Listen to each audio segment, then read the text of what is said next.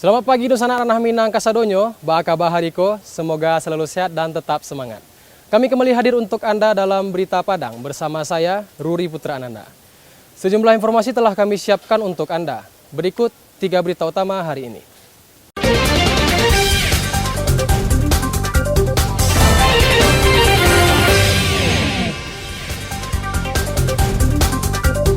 Korban hanyut di 50 kota ditemukan meninggal dunia. Sedang menunggu pembeli, pengedar sabu-sabu ditangkap polisi di sebuah warung makan. Berkas dinyatakan lengkap. Tersangka pemerkosa dan pembunuh seorang gadis penjual gorengan dilimpahkan ke kejaksaan.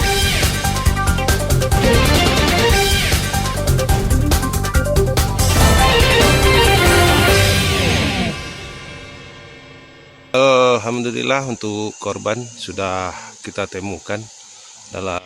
Setelah 4 hari pencarian, Hariman, warga Nagari Sialang, Kecamatan Kapur 9, 50 kota, yang hanyut terseret arus sungai Batang Kapur, akhirnya ditemukan dalam kondisi meninggal dunia.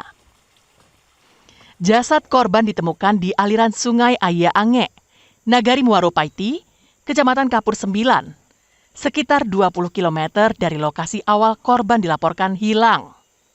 Kepala Kantor Pos SAR 50 Kota, Yudi Rifa mengungkapkan, korban ditemukan oleh tim SAR gabungan di antara material kayu yang hanyut di sungai. Usai ditemukan, tim langsung mengevakuasi korban menggunakan perahu karet dan membawanya ke Puskesmas Sialang.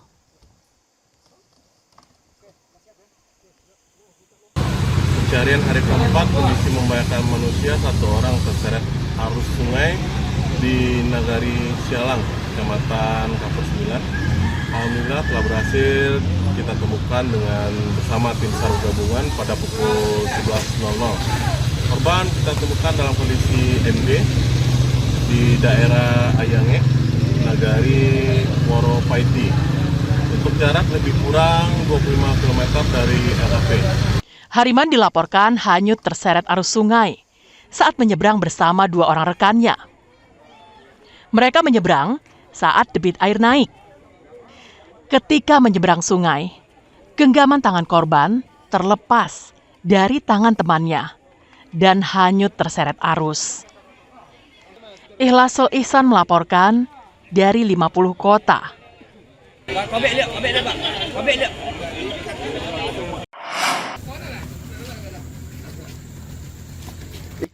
Tak sia-sia upaya pencarian tim SAR gabungan selama 4 hari. Korban hanyut bernama Riki yang berusia 35 tahun. Jasadnya berhasil ditemukan di tepi sungai dalam kondisi meninggal dunia pada Jumat pekan lalu. Tim SAR gabungan menemukan warga asal Pasar Malintang, Nagari Sungai Sirah, Kecamatan Silaut itu tergeletak tak bernyawa di tepi sungai, sekitar 10 km dari lokasi kejadian. Jenazah korban langsung dievakuasi ke rumah duka. Alhamdulillah pada pukul 10:38 korban atas nama Riki, umur 35 tahun, bukannya laki, alamat Kampung Pasar Melintang, Nagari Sungai, Kecamatan Silaut, Kabupaten Pesisir Selatan, berhasil kita temukan pada pukul 11.50. Korban berhasil kita evakuasi menuju ke rumah duka. Peristiwa naas itu terjadi saat korban bersama 3 temannya menyeberangi sungai sepulang dari ladang. Namun melihat kondisi debit air semakin meningkat, mereka berencana akan menyeberang menggunakan rakit yang berada di seberang sungai. 2 orang mencoba menjemput rakit dengan cara berenang. Namun saat berada di dalam sungai, arus sungai semakin deras. 1 orang berhasil kembali ke tepi sungai. Namun korban atas nama Riki hanyut terseret arus sungai. Banta Fauzan melaporkan dari Pesisir Selatan.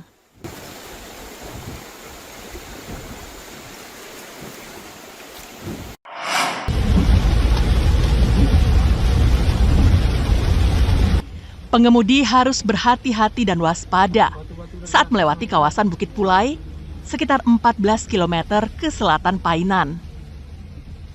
Pasalnya, Jumat malam pekan lalu, bukit itu baru saja longsor dan menutup badan jalan. Akibatnya arus lalu lintas dari Padang menuju Bengkulu putus total. Tim reaksi cepat BPBD Pesisir Selatan harus berjibaku selama lebih dari 3 jam untuk evakuasi batang pohon yang menutup jalan. Sabtu dini hari pekan lalu, arus lalu lintas kembali lancar setelah petugas berhasil membersihkan seluruh material pohon tumbang. Bukit itu longsor akibat tingginya intensitas hujan yang mengguyur pesisir selatan mulai dari pukul 2 siang hingga malam hari pada Jumat pekan lalu. Pohon tumbang dan tanah longsor ini terjadi di 8 titik di sepanjang jalan lintas Painan Tapan. Material longsor menutupi sepenuhnya badan jalan, sehingga pengendara tidak dapat melewati jalan tersebut dan harus menepi untuk sementara waktu. Kejadian longsor ini terjadi sekitar pukul 5 sore, saat hujan dengan intensitas yang cukup tinggi, tidak henti-hentinya mengguyur pesisir selatan. Tidak hanya tanah longsor, banjir juga merendam badan jalan, tidak jauh dari tempat kejadian longsor. Painan Batangapas, tepatnya di Bukit Pulai. Saat ini saya, Bribtu David Abela, menginformasikan bahwa telah terjadinya bencana alam yaitu pohon tumbang di Bukit Pulai yang mengakibatkan jalan tidak bisa dilalui. Peristiwa itu menyebabkan kemacetan sepanjang 2 km, baik dari arah Painan menuju Bengkulu maupun sebaliknya. Banta Fauzan melaporkan dari pesisir selatan. Juga boleh Pak Kapolres, kita persilahkan. Car Free Day atau Hari Bebas Kendaraan Bermotor adalah kebijakan yang dilakukan pemerintah untuk membebaskan beberapa ruas jalan dari kendaraan bermotor. Kegiatan ini dilaksanakan untuk mengurangi polusi udara, meningkatkan kesadaran akan pentingnya lingkungan bersih, dan memberikan ruang untuk berolahraga. Di Indonesia, CFD pertama kali digelar di Jakarta pada tahun 2022. Seiring dengan perkembangan zaman, CFD juga berkembang dari awalnya hanya untuk ajang olahraga, berkembang menjadi ajang sosialisasi warga, hiburan musik, hingga kulineran. Minggu pagi, ribuan warga Payakumbuh tumpah ruah datang ke lokasi Car Free Day perdana. Selain dapat berolahraga, berbagai komunitas juga dapat berkumpul di lokasi Car Free Day. Mulai dari komunitas senam, skateboard, taekwondo, hingga UMKM kaki lima yang menjajakan aneka cemilan. Sejumlah warga yang datang ke lokasi CFD menyambut baik kebijakan itu. Sehingga warga menyarankan agar CFD digelar setiap minggu dengan rute yang lebih panjang. Menurut kami, CFD Car Free Day ini sangat penting untuk Kota Payakumbuh. Minimal kita berharap sekali 1 bulan atau sekali 2 bulan ya diadakan di Kota Payakumbuh. Karena melihat antusias warga sekarang, kenikmatan yang berbeda di pagi ini bisa meningkatkan kesehatan, bisa berolahraga, bisa jalan, bisa bermain, bisa beristirahat. Itu sangat penting karena masyarakatnya sangat antusias dalam kegiatan ini dan juga masyarakat tahu arti pentingnya kesehatan ke depannya nanti, karena kan kita mengetahui sekarang ini banyaknya pengaruh dari contohnya saja dari makanan.